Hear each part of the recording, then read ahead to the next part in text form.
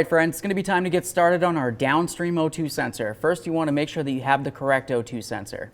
The downstream is going to be the one that's located on the rearward aspect of the catalytic converter, and it's going to have the shorter wire. The upstream O2 sensor is going to be located on the same pipe, but it's going to have a much longer wire and a different connector. We're just going to use our O2 sensor socket here. We'll get it on there and break this free.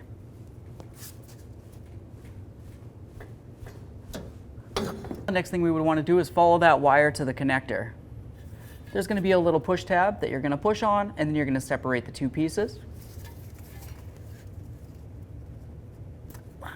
There we are. Go ahead and grab that wiring, bring it down to the O2 sensor, and then remove your O2 sensor.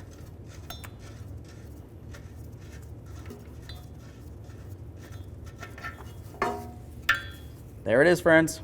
Now it's going to be time to install our brand new O2 sensor. I'm just going to take the wire, go over the drive shaft.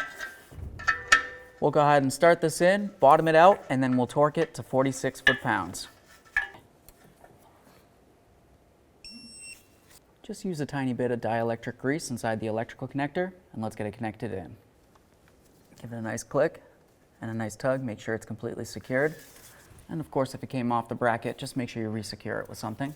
Lastly, let's go ahead and put this back inside there, and you should be good to go.